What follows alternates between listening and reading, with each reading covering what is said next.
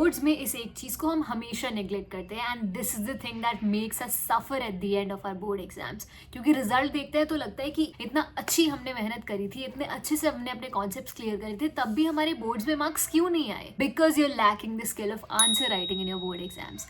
सबसे ज़्यादा इंपॉर्टेंट है कि तुम अपने आप को, अपने कॉन्सेप्ट्स को कैसे प्रेजेंट कर पा रहे हो in the board exams in the writing format. क्योंकि एग्जामिनर को नहीं पता कि तुमने कितनी पढ़ाई करी है throughout the entire year, तुमने कितने कॉन्सेप्ट्स क्लियर करे हैं throughout the entire year.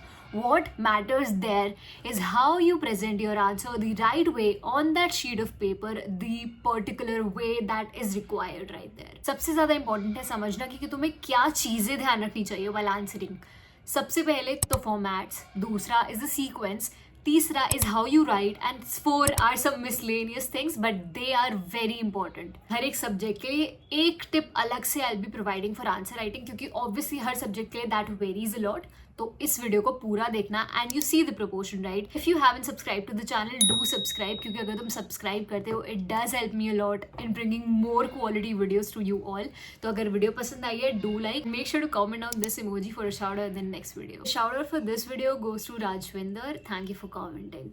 Let's directly move on to the 7 things that you have to keep in your mind while answering in the board exams. कि तुम्हारे concept जो clear है, उसके साथ साथ ये भी जरूरी है कि तुम आंसर राइटिंग बहुत अच्छे से प्रैक्टिस कर रहे हो, because presenting your answers matter a lot. सबसे पहले तो तुम्हें ये ध्यान रखना है कि तुम्हें अपने आंसर्स किस तरीके से प्रेजेंट करने हैं, इन व्हाट फॉर्मेट। अब तुम्हें सबसे पहले MCQs करने हैं, 3 मार्कर्स करने हैं, केस स्टडी करनी है, लास्ट का सबसे बड़ा वाला क्वेश्चन करना है, that is totally your choice. I am not suggesting you, because इस टाइम पे इस चीज को भी लेके तुम कॉन्फिडेंट हो, तुम्हें वो अटेम्प्ट करना है सबसे पहले। आई पर्सनली सजेस्ट कि जो रीडिंग टाइम है उसमें तुम ऑप्शंस देख लो क्वेश्चंस में, that obviously is fine. Questions थोड़े से ऊपर ऊपर से देख लो 2 मिनट में, एंड बाकी के टाइम में MCQ सॉल्व कर लो देख के। Do not write, obviously it is not allowed to write. उस पीरियड में अपने MCQ सॉल्व कर सकते हो। जैसे ही तुम्हारा राइटिंग टाइम स्टार्ट होता है, you just right all the answers. तो तुम्हारा टाइम वेस्ट नहीं हो रहा है यहाँ पे, बल्कि तुम यूटिलाइज कर रहे हो अपनी रीडिंग टाइम को बहुत ज़्यादा अच्छे से। कमिंग टू द सीक्वेंस, जो मैंने तुम्हें बताया, अपने हिसाब से पहले से एक सीक्वेंस सोच के चलो, ताकि तुम पेपर में जाके कंफ्यूज नहीं हो रहे कि तुम्हें किस तरीके से, किस फॉर्मेट में अपने आंसर्स लिखने हैं। पहले से डिसाइड करो कि कौन सा क्वेश्चन तुम्हें पहले अटेम्प्ट करना है, कौन सा बाद में करना है, बिकॉज वहाँ जाके कंफ्यूजन क्रिएट मत करना, टाइम बहुत ज़्यादा कम होता है। अगला is very underrated, but still her teacher बोलता है, हर इंसान बोलता है कि ये क्लियर हैंड राइटिंग बहुत ज़्यादा ज़रूरी है, because the person checking your answer sheet expects you to write in a good hand writing, ताकि उन्हें भी समझ आए तुम्हारी हैंड राइटिंग। वो तुम्हारा टीचर नहीं है जो तुम्हारे आंसर चेक कर रहा है, तो तुम ये नहीं एक्सपेक्ट कर सकते हो कि हमारे टीचर को समझ आ रही है तो उस इंसान को भी समझ आएगी। इंश्योर दैट यूर इंश्योरिंग कि एक कॉन्स्टेंट हैंड राइटिंग शुरू से लेके चल रहे हो, जो एंड तक रहे, जो एक क्लियर हैंड राइटिंग है। बुरी हैंड राइटिंग मत लिखना। आई सीरियसली रिक्वेस्ट दैट अगर तुम्हारी हैंड राइटिंग थोड़ी सी भी बुरी है तो थोड़ी कोशिश करो कि तुम स्लो स्पीड में प्रॉपरली लिख के भी अपना पेपर कंप्लीट कर पा रहे हो। सैम्पल पेपर्स जितने कर सकते हो उतने करो। रिविजन इस टाइम पे बहुत ज़्यादा इंपॉर्टेंट है, that will be a game changer entirely. अब अकाउंटेंसी का पेपर की बात करें तो उसमें फॉर्मेट करने में बहुत ज़्यादा इशूज़ होता है कि कैसे हम क्या चीज़ कहाँ करें, रफ वर्क कहाँ करना है, कैसे फॉर्मेटिंग करनी सीखनी है। अकाउंट्स के पेपर में सबसे पहले तो ये याद रख लो कि सारे फॉर्मेट्स के साथ, सारे जर्नल के फॉर्मेट, लेजर के फॉर्मेट के साथ तुम प्रैक्टिस कर रहे हो, नरेशंस के साथ प्रैक्टिस कर रहे हो। हमें लगता है नरेशंस इंपॉर्टेंट नहीं है, बट दे कैरी मार्क्स। अगर तुम्हें 100 स्कोर करना है या तुम्हें अगर 95 प्लस भी स्कोर करना है फॉर दैट मैटर, नरेशंस तुम छोड़ नहीं सकते हो। वहाँ जाके हम ये सोच रहे हैं इस पॉइंट पे कि नरेशंस तो वहाँ जाके हम अपने आप बना के लिख देंगे, यार वेरी इजी, बट तुम्हें पता है कि वहाँ जाके तुम कितना ज़्यादा टाइम कंज्यूम करोगे इस चीज़ को सोचने में। पहले से नरेशंस बनानी सीख लो, क्योंकि कभी कभी उस एंट्री की नरेशन लिखना हमें नहीं आता है। Practice this before hand. अगर क्वेश्चन सॉल्व कर रहे हो, पूरे फॉर्मेट के साथ प्रैक्टिस करो और देखो कि तुम्हें कितना टाइम लग रहा है। पूरे फॉर्मेट्स के साथ जब प्रैक्टिस करते हो ना, तुम्हें रियलाइज होगा कि you are not wasting a lot of your time in the board exam.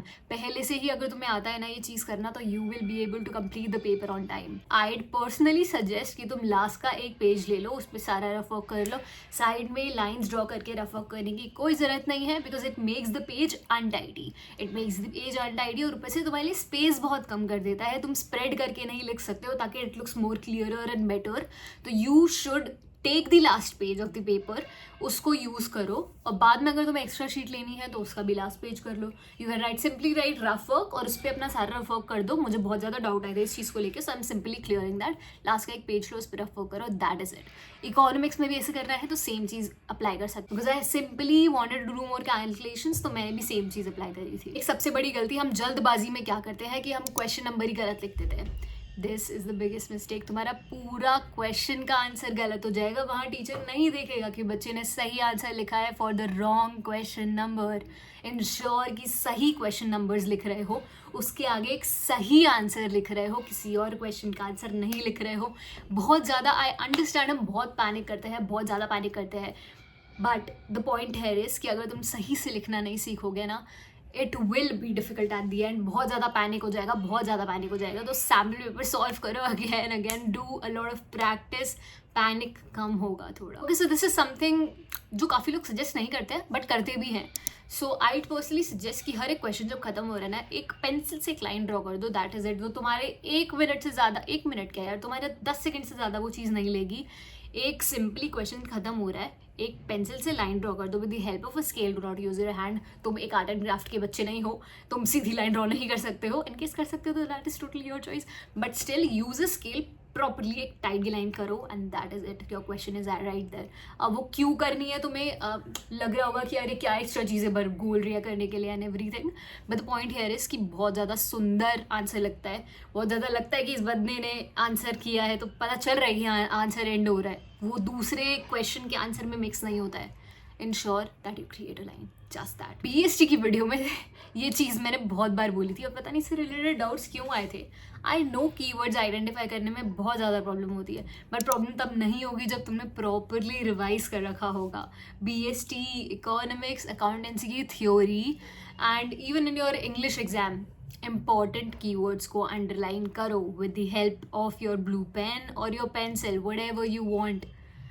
बस हाईलाइट करो. हाईलाइट ऐसे मत करना प्लीज, क्योंकि वो अलाउड नहीं होता है पेपर पे. इंश्योर कि प्रॉपरली कीवर्ड्स हाईलाइट कर रहे हो. पैनिंग का एक function is right here in front of me, serves as a control mechanism. It will be a sub head, उसके आगे 2 columns. Established plan act as a benchmark against which actual performance can be measured and corrective actions can be taken. अब यहाँ पे तुम्हें keyword क्या लग रहा है? अगर तुम्हें अभी पता चल रहा है तो तुम सीधा कॉमेंट्स में लिख दो, बट अगर तुम्हें यहाँ पे कीवर्ड समझ नहीं आ रहा है, you simply have to underline benchmark here according to me, क्योंकि benchmark, actual performance and corrective actions taken, these 3 things are the important words right here. जो तुम्हें इंपॉर्टेंट लग रहा है, जो पूरे ही स्टेटमेंट को पूरी तरीके से पावरफुल स्टेटमेंट बना रहा है, that word is your keyword. और बहुत सारे कीवर्ड्स आइडेंटिफाई करना इतना इजी होता है, ऐसा नहीं है कि तुम सब कुछ अंडरलाइन कर रहे हो. ऑब्वियसली इंपॉर्टेंट कीवर्ड्स को हाईलाइट करो जो पूरे स्टेटमेंट को बहुत ज़्यादा इंपैक्टफुल बना रहे हैं, and it is important that you learn that. ज़्यादा चीज़ें नहीं है मेरे पास बोलने के लिए, your exam is right here, तो सिंपली अच्छे से एग्जाम में लिखो. Do not stress out. I understand पहला एग्जाम है, पैनिक बहुत ज़्यादा होता है. पैनिक की वजह से या ओवर कॉन्फिडेंस की वजह से अपना एग्ज़ाम मैस अप मत करना, because it is definitely very important कि तुम पूरे आंसर राइटिंग के टाइम पे पेशेंटली बिहेव करो. पेशेंस. अगर तुम्हें थोड़ा सा भी पैनिक हो रहा है, just breathe in, breathe out, meditate, it will definitely help lot. Just revise at this point in time. तुम्हारे पास बिल्कुल टाइम नहीं बचा है, and you have to understand that 50 videos YouTube पे मत देखो, बिकॉज अपेरेंटली तुम्हें ज़्यादा ज़रूरत नहीं है इतनी सारी वीडियोज़ देखने की.